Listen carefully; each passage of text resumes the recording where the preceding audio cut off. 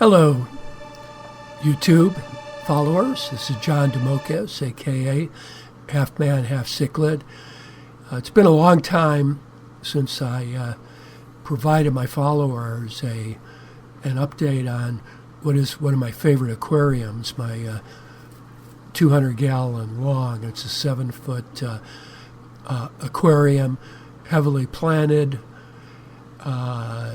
CO2, and in other videos I've shown how this is demonstrated how this is a substrate-free aquarium. The only substrate I have in here is in small pond baskets for plants like the Amazon swords and the cryps. A big change, a couple big changes in this aquarium. You can see I added 4 A. Heckelii, Albino A. Heckelii, which are beautiful fish. I've got 4 Geophagus veni, which I've showed and a lot of other videos that I've done because they're one of my favorites. So anyway, this aquarium has now 2 of my most fish I like the most, cichlids, the A. Heckelii and the Geophagus veni, and angelfish. The nice thing about this grouping of cichlids is there is no cichlids that destroy plants, so they're able to live. The cichlids are able to live harmoniously with the cichlids. I've got 4 of these koi angels. You can see there's one in the background there. I'll zoom in a little. That's laying eggs on a Anubias leaf.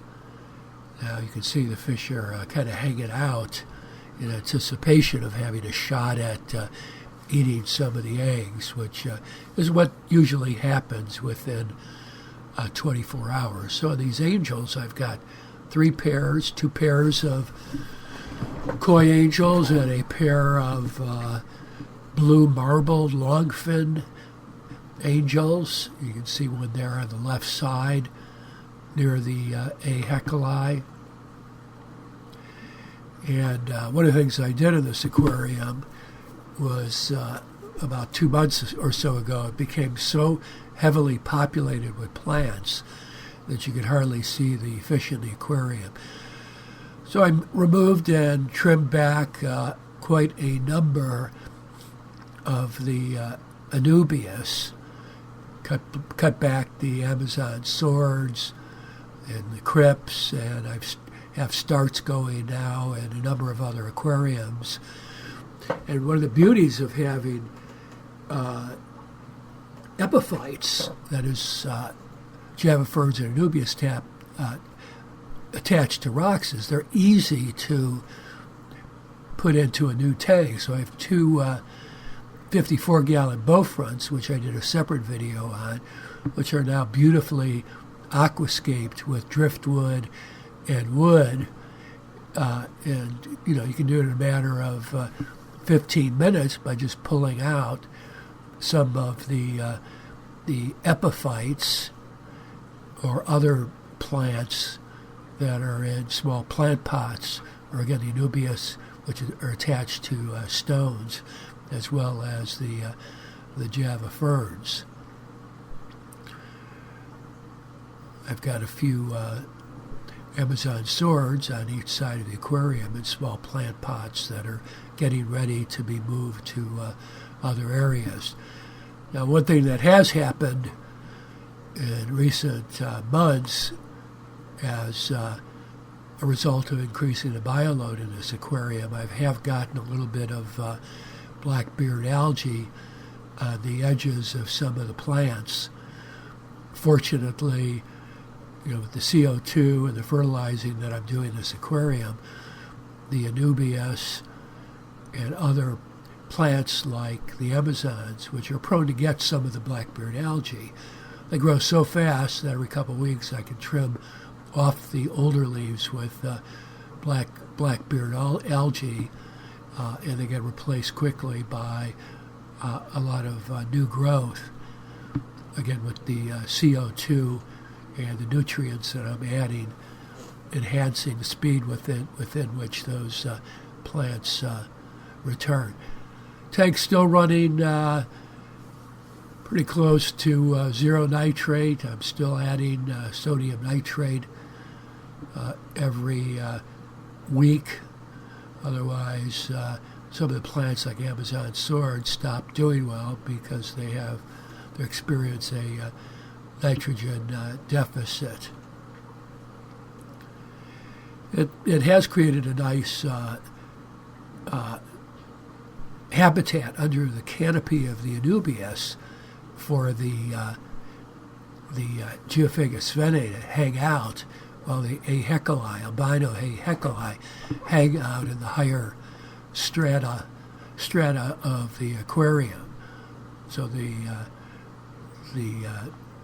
way the plants are laid out, it creates habitat for the three mated pairs of angelfish, which would be constantly fighting otherwise if they didn't have their own territories to stake out. It would also result in some conflict between the Geophagus venae and the Albino A. Heckelii. So look at plants as an excellent way to not only cleanse your water, increase the beauty of your aquarium, but to create privacy and habitats for your aquarium inhabitants. I do have a couple of large water sprite that I trim every couple weeks at the top of the aquarium, and the large root structure of the water sprite. You can see it floating there with the roots hanging down from the surface. There's one on each side. I mean, the roots are excellent for absorbing waste and purifying your water, and I also use them to subdue the light somewhat for the Anubias. In particular, there you go, you see the Geophagus finding an opportunity to break in and steal eggs from the angelfish. So anyway, I was saying that you can see the eggs falling there. Somebody's going to scoop them up.